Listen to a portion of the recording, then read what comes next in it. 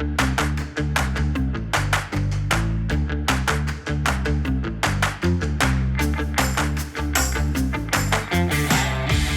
the heat has been turned up for the C7 SUV space. There's a new CR-V on the road. There's a new Tiggo 7 from Chery. So Proton had to respond, and they have, with this, the new X70 for 2025.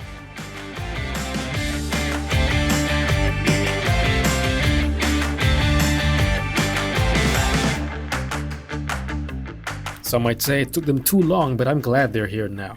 So 4 variants, down from 6, 360 new parts, 4.2 million kilometers of road testing, which results in improved NVH and sound insulation, and 290,000 man-hours of R&D, apparently. And this is a facelift, okay guys? This is not the X50 all over again. Everything in the front, basically the face, has been lifted. So facelift, correct statement. In fact, this is the most significant facelift since the car was introduced back in 2018.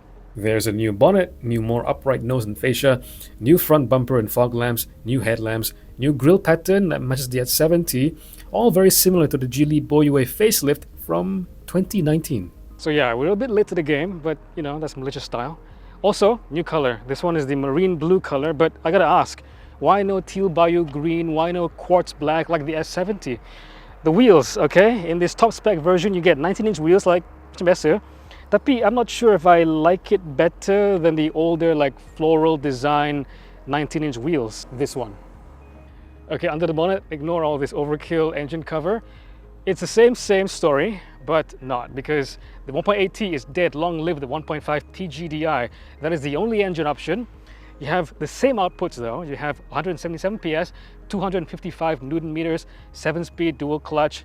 But they've done some stuff inside the engine to reduce fuel consumption. So you have a 4% improvement, 7.6 liters per 100 km down to 7.3 liters per 100 km. I don't know how much that'll translate into normal driving, but you gotta let us know. Inside, there's a lot more going on here. In fact, you feel the facelift effect the most inside. You can tell also that there's some S70 vibes coming off over here, because the dashboard itself has been kind of revised, the color scheme.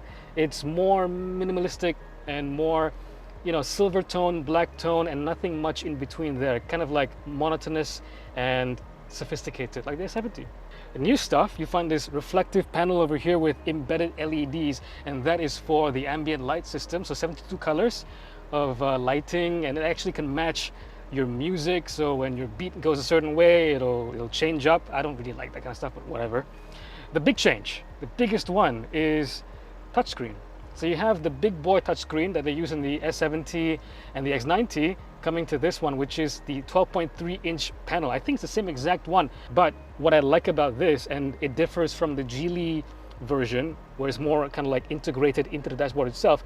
I like the fact that they literally took the screen from the X90, just plonked it here. It might sound a little bit chinchai, but believe me, it is a nice execution, because this screen juts out a little bit more. And when you have like these, you know, floating touchscreen over here, it is not where I want to point. I want to point a bit more this direction.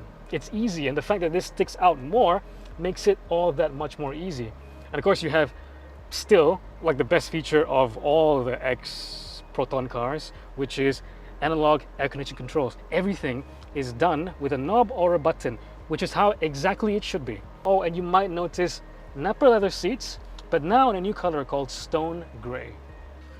I think the biggest change as well is that you get level 2 semi-autonomous driving. So level 2 ADAS basically, okay? So the suite is now even more robust. You can get things like lane centering assist and adaptive cruise control, which is now evolved into intelligent cruise control with stop and go. So anytime you're in traffic, the car will stop by itself to a complete standstill, and when the car moves ahead of you, it'll just keep going. So all those features in the ADAS suite are like things that you only could find in an S-Class or an Audi A8 or a BMW 7 Series just like 7 or 8 years ago, and now it's in a Proton.